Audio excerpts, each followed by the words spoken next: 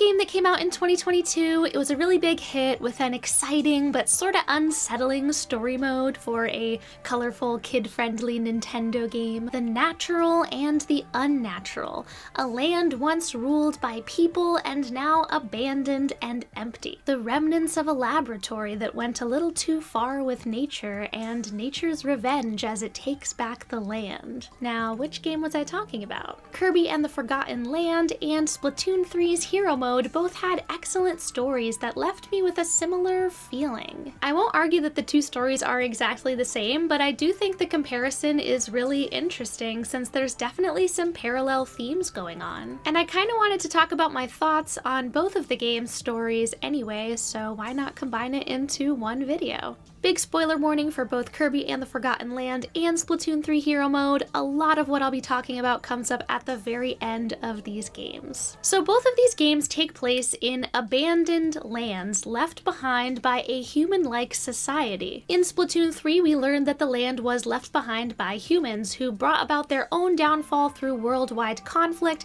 plus the impacts of climate change and intense natural disasters. Those Alterna logs really went there. In this story, some of the surviving humans planned to leave the planet behind on a space mission, while others lived in a cavern and tried to return to the Earth's surface. But neither plan worked out, and humanity simply went extinct. In Kirby, the pink puffball arrives in a land that looks a lot like it was once human society, but we don't know for sure who the former inhabitants were. Certainly the presence of cars with human-sized driver's seats and shoes for human-sized feet imply, you know, humans.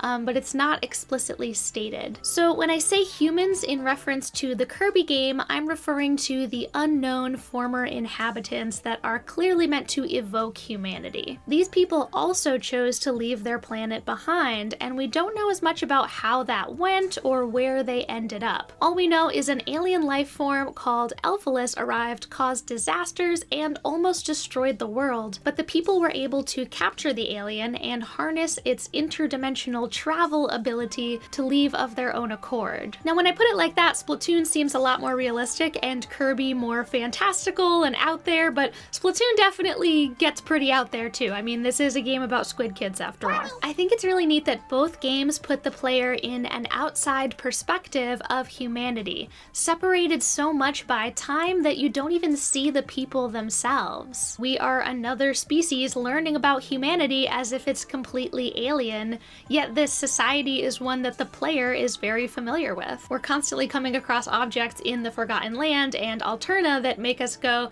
hey, I know what that is. But Kirby and Agent 3, your Splatoon character, are probably completely unaware. And I think it's interesting to compare the way the unseen humans or human-likes are portrayed and maybe what we are meant to think about that. Both games specifically portray humanity as technologically advanced with a bit of a mad science aspect. In Splatoon 3, the very first Alterna log mentions technological advancement, and throughout Alterna, the remnants of one of the last human civilizations, we notice things like a holographic dome projecting the outside world and 3D printed monuments and rockets. Lots of tech, but nothing too far-fetched from the real world. And those humans specifically appointed scientists to lead their society. The mad science starts to come in with how they experimented on squids to create mind-reading crystals, which eventually led to the creation of squid-human hybrids, the Inklings, once Alterna collapsed when the humans tried and failed to escape on a rocket ship. This was such a cool and satisfying story to read, connecting all those dots about the Splatoon world. Even though there's part of me that kinda wishes the Inklings were just a product of natural evolution,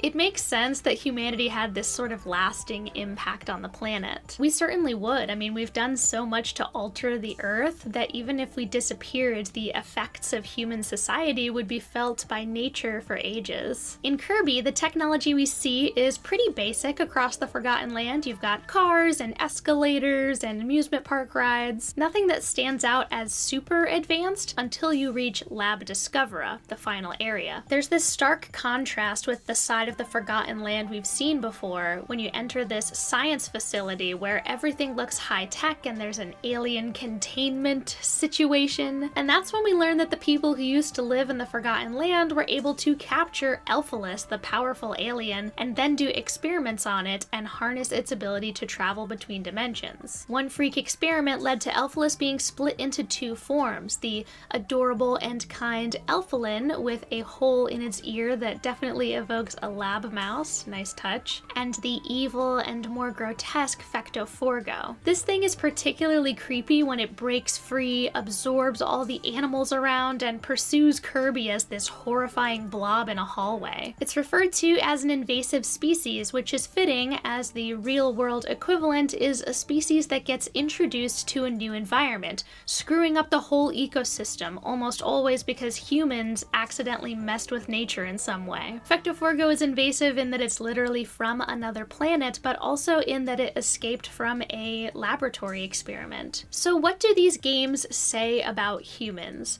Well, to me, there's definitely an element of hubris. Humans are overconfident, overly ambitious, and think they can do no wrong. Think being intelligent and technologically advanced means that they're above accidents and flaws. And then one day, oops, a thirst for freedom and a desire to mess with nature has disastrous consequences. Also, humanity is causing problems even after they're long gone. In Forgotten Land, Kirby has to clean up the mess of the Fectoforgo experiment, and in Splatoon 3, Agent 3 has to... well, let's talk about the elephant in the room. And by elephant, I mean bear. In Splatoon 3's post-game, we learn about the other group of humans that actually made it to space, along with a bunch of animals. But the shuttle ended up failing and crashing back to Earth with one sole survivor, a bear that had been an experimental subject belonging to the humans. What could go wrong? Well, he found those experimental squid crystals left behind by the humans, plotted to take over the world with fuzzy ooze that turns everything into a mammal, and experimented on himself to turn himself into a giant Frankenbear. And with that, Splatoon 3 has caught up to Kirby in the absurdity department. Agent 3 sure had a mess to deal with, and it was definitely started by humans. Oh yeah, did I mention the bear owned a soulless corporation? Let's talk about the soulless corporation theme in both of these games. In Splatoon, we do have some subtle hints that humanity had questionable corporate-minded practices, such as the site called Cozy and Safe Factory. But this theme truly comes through with Grizzco, where Mr. Grizz, the bear, uses questionable business practices to exploit inklings and especially salmonids to collect powerful golden eggs and further his own world-dominating goals. Splatoon does a really good job of characterizing Grizzco as a super shady business, like the kind that no one wants to root for and no one wants to work for, but it pays the bills, you know? Meanwhile, in Kirby, we do see a lot of businessy locales that were owned by the planet's former inhabitants, including a shopping mall and an amusement park. There's logos and advertisements around, but the corporate exploitation really shines at, once again, Lab Discovera, where we see enslaved Waddle Dees running on hamster wheels to power the facility in the present. And, you know, who knows how that worked when the humans were actually running the place, but either way, yikes. You're also greeted by this cheery voice welcoming you to the lab like it's some tourist destination, which comes off super eerie and jarring in a game that features very little English voice acting. This is basically the only time you hear a human language, which is oddly similar to Splatoon, where you only ever see or hear English words in Alterna or Arc Polaris, lands that were related to the last of humanity. The only English voice you hear in Splatoon 3 is the countdown for a rocket launch, which is similarly unsettling and strange in a game where you're used to hearing, you know, squid noises. Both games also highlight the resilience of nature, with animals taking over the abandoned lands. With one major difference in that Splatoon is still run by a human-like society, the Inklings. Inkling society rebuilt the world and kept it running pretty much as humans would, just with some different sports and jobs that account for their unique abilities. So it's kinda nature taking over over, but kinda just humans taking over again. In Kirby, on the other hand, we have these beasts that took over the land. The beasts don't act like people and aren't necessarily rebuilding human society. Instead, all sorts of overgrown plant life is taking over the abandoned lands, really showing the resilience of nature in a post-human world, while Splatoon's world more shows how history repeats itself. In Kirby, the Beast Pack is almost offended to be left behind by humans. We don't really know why. The motivation is a little unclear, especially when they're often being possessed by that alien, so it's hard to know their true feelings, but to me it seems like they're going for the theme of humans always forget about nature or underestimate the importance of nature. And based on all the trash and litter that we come across in the Forgotten Land, I'd say maybe the people who lived there didn't have the most concern for nature. But of course, this is all just my own, interpretations and what if kind of thoughts. I feel like we're all drawn to stories about abandoned places because it naturally piques our curiosity. What happened to the former society? How did the world end up like this? And how can we make it better now? And it's that balanced combination of depressing and uplifting. Nothing lasts forever, sometimes everything falls apart, but also new beginnings are always possible. Life finds a way. Splatoon 3 and Kirby and the Forgotten Land were two of my favorite games of 2022, totally deserving of their Game Award wins. I was so glad to see both of them win. And I can't wait to see what's next for both of these series. Such fascinating lore and excellent gameplay in both of them. So let me know your thoughts in the comments. Do you have any theories, interpretations, takeaways, themes related to both of these games? And please consider subscribing if you're new to the channel to see more videos like this.